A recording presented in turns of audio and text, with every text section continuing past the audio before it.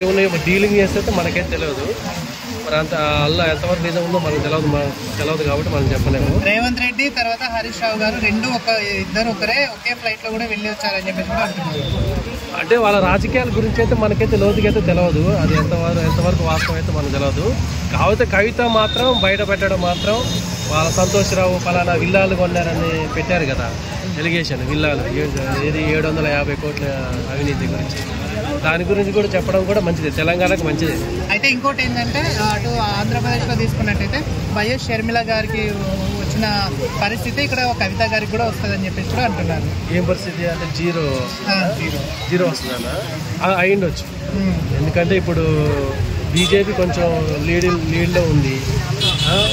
ఎలాగో కాంగ్రెస్ బీఆర్ఎస్కి తగ్గ పోటీ ఉంటుంది కాబట్టి ఆమెను ఎవరు పట్టించుకోరు. లాస్ట్కి అదే పరిస్థితి అవుతుంది నాకు తెలిసేది. ఫ్యామిలీని దూరంగా పెట్టాలనుకోవచ్చా లేకపోతే ఈమె బయటచ్చు అనుకోవచ్చా? ఫ్యామిలీనే దూరంగా పెట్టింది. అంటే ఈమె కూడా దూరం పెట్టింది ఫ్యామిలీని, వాళ్ళు కూడా తీసిపారేసి. అంటే ఇప్పుడు నేను అనుకుంటున్నా బీఆర్ఎస్ ఇప్పుడు ఈ స్థితిలో ఉంది. అంటే సీఎం అయ్యే వరకు బీఆర్ఎస్ ఆ స్టేజ్కి వచ్చిందంటే హరీష్ రావు కష్టం ఎంతగానో ఉంది. ఇప్పుడు ఆయన ఒక్కరిని అలా సపరేట్ చేయడం ఎంతవరకు కరెక్ట్? సపరేట్ చేయాలంటే ఆయన అవినీతి బయట పెట్టింది, ఆమెనే బయట పెట్టింది కదా క్లియర్గా.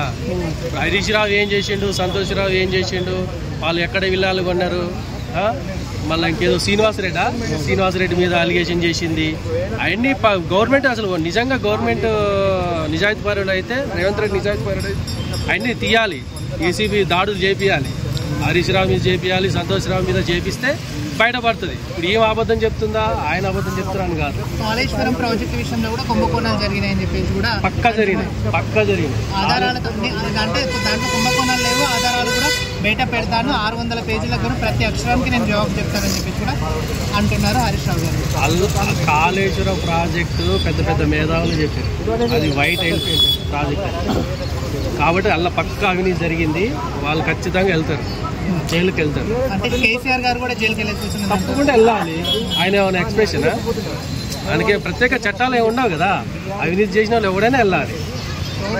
అంటే కవిత గారిది ఇంత ముందుగా ఫోన్ ట్యాపింగ్ జరిగింది అనే సాయం ఒప్పుకునేది కదా రీసెంట్ గా కూడా, దాన్ని ఏమంటారు? అవును, ఫోన్ ట్యాప్ జరిగింది నిజంగా, అది వాస్తవమే. ఫోన్ ట్యాప్ కేసు ఏమైంది, మళ్ళీ ఇంకేదో మన అది కార్ రేసా, కార్ రేసు, ఆ కేసు ఏమైంది నిజంగా. మరి రేవంత్ రెడ్డి నిజంగా అయితే మరి చేయొచ్చు కదా, వాళ్ళ మీద రైడ్ చేయించచ్చు కదా. ఎందుకు చేయించట్లేదు మరి? ఆయన వాళ్ళకి డీల్స్ వాళ్ళకుంటాయి. అందరు దొంగలు, నేను చెప్పాను కదా, అందరు దొంగలే. కాబట్టి ఒకటి పెద్ద దొంగ అయి ఉంటాడు, ఒకటి చిన్న దొంగ అయి ఉంటాడు.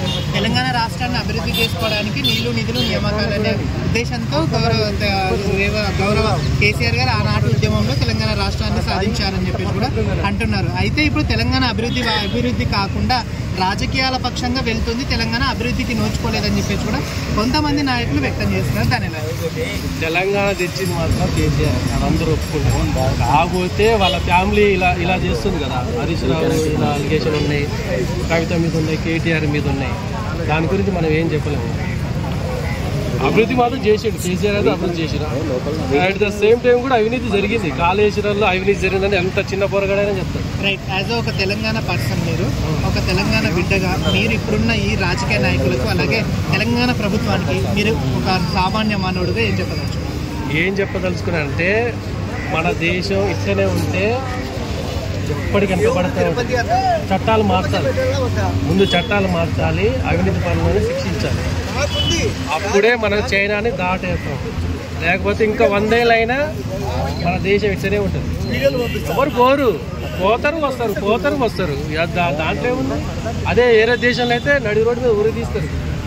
100 కోట్లకు 50 కోట్లు 20 కోట్లకైనా ఉరి తీసి బాగా తింటారు. మన కాడ అది ఉందా చట్టం? కవిత పోయింది, ఒక 4 నెలలు 5 నెలలు ఉంది, వచ్చింది, ఏమైందా? ఇంకోటి వస్తాడు. మనం ఇవన్నీ టైంపాస్గా మాట్లాడుకుంటాం అంతే.